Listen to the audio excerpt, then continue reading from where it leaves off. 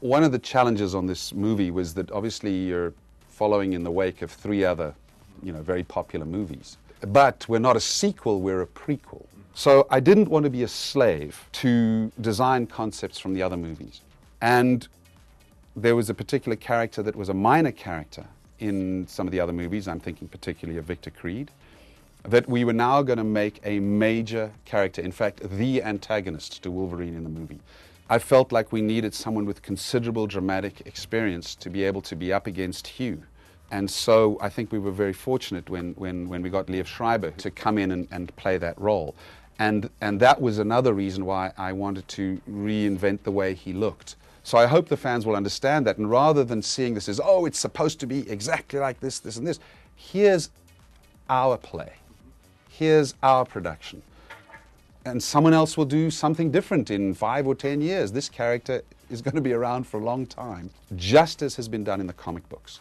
I mean, when I look at the comics books, there's Wolverine in jeans and a shirt, and there's Wolverine in yellow spandex. I'm glad our guy isn't in yellow spandex personally, but I hope people will understand that this is an interpretation of Wolverine, and I hope they enjoy it for that.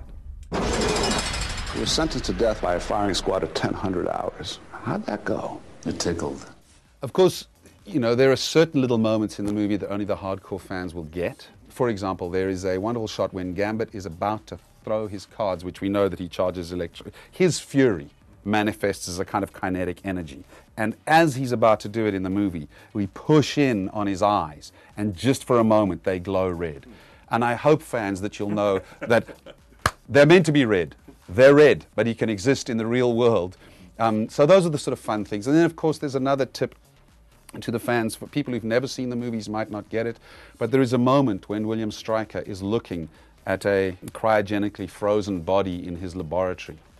And it's a young boy. And he has one green eye and one blue eye. And the fans of the movies will know, oh, that's his son. And it's mentioned that his son, in this movie, that his son was a mutant, and that this is what got him, if you like, fixated on the study of mutants. Embrace the other side.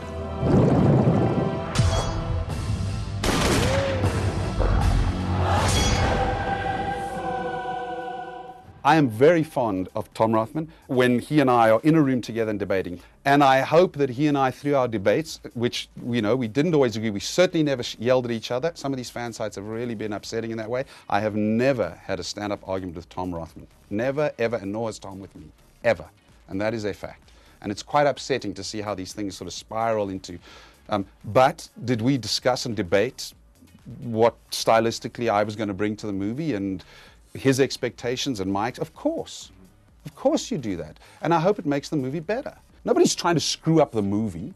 I mean, there's this stupid notion out there that, Tom Rothman wants to ruin the franchise. What? That's stupid. Of course it's stupid. This is a huge thing for the studio. Of course he doesn't want to ruin the franchise. He's put a gun to his own head. He has a huge amount riding on this movie, as do I.